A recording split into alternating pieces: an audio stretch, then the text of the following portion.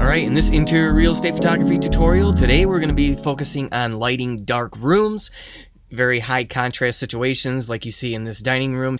And we also have a light bulb out on this chandelier, and I'm going to show you how to quickly fix that in Photoshop. So what I'm going to do first off is we're working with the ambient layer. This is straight out of camera. I'm going to come up here to my initial bump, and really all I'm doing with this preset is bringing the highlights down, bumping the shadows a little bit, dropping the blacks, bumping the clarity, which kind of acts as like a sharpening. And I think I also adjust the sharpening down here, but I'm typically getting away from over sharpening my real estate images now, just because it can get a little bit too, I would say, like a crusty image look. So you don't want to over sharpen your images. And a matter of fact, I turn my sharpening all the way down to my camera, so that's I can always adjust it in post. So, and make sure that you also set your profile corrections, and I also like to hit the vertical just to get that out of the way.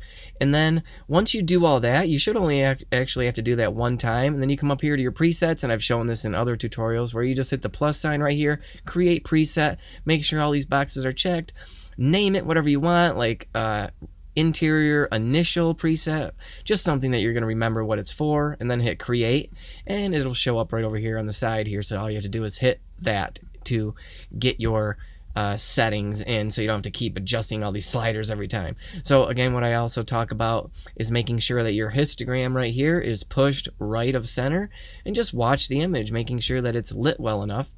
And we're going to move on to the next image. And this is the flash image, and actually after looking at this, noticing my histogram, I should have actually pushed out a lot more flash power, but it is correctable in post. So we're going to do our initial bump here, and we got to push that histogram to the right, like say about like that. Now when you're pushing the histogram to the right with your flash layer, just watch that you're not desaturating or blowing out your windows. See, if we get too far, your window view can sometimes get washed out a little bit, so we want to keep it right about there. Looks good to me. And what I'm going to do is, because we have a repair layer, if you notice right here, the flash, so what I did is I just basically moved my flash. This one was about right here. I think I shot this one over here just so this window didn't pick it up, and we have a repair layer, which is this one. So if you actually have to do some other tweaks to your preset up here, what I like to do is just come here to copy and then hit copy right there, and then we can get the exact same settings for this one, and we'll just paste them in just like that. So I have all these starred, and all I did was I hit the number 1 key that starred that. So that way, if you're going through and you've taken several flash pops, you may not need all of them, and just to remember which ones to highlight to bring into Photoshop is a nice way to just check those with either a 1 or a 2 or whatever, just to give it a star so you can see it better. So I'm going to leave this one highlighted and hold down Shift and click this one, and it highlights all 3 of them. Right click, edit in, open as layers in Photoshop.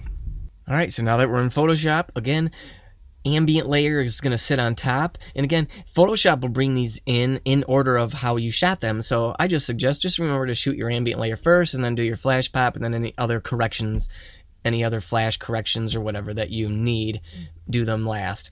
So for this example, I'm going to show you my 50% rule, which is taking the ambient layer and just dropping it to 50%.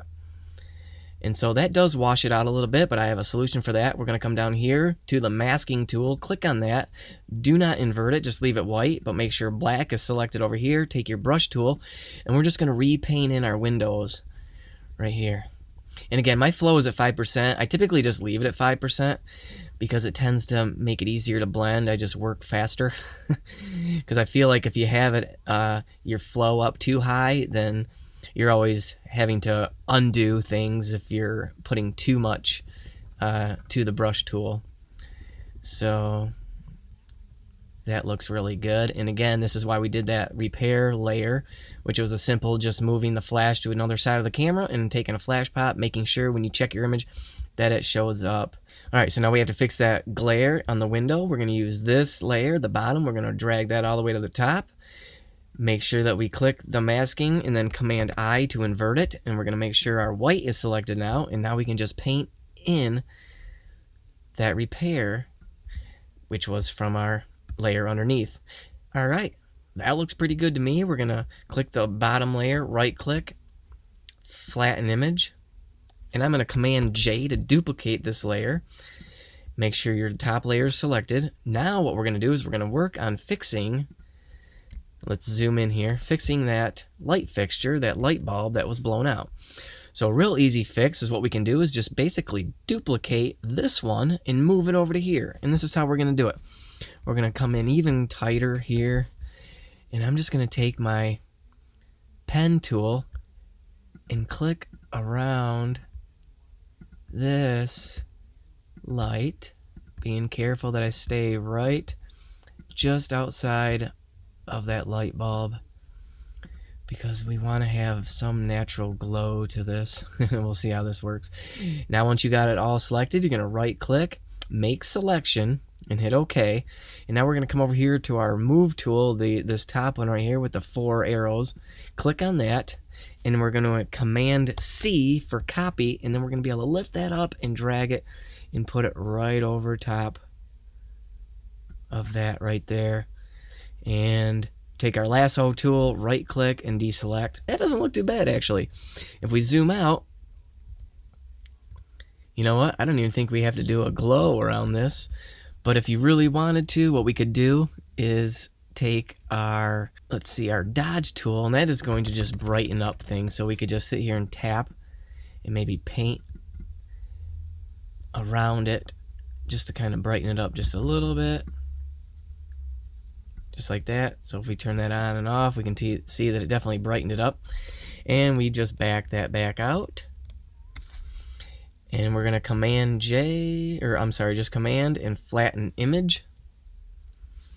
Now, we do have some color cast issues. Notice this. So here's a trick that I have learned. We're going to Command J to duplicate the layer. Come up here to Filter, Blur, and take an average.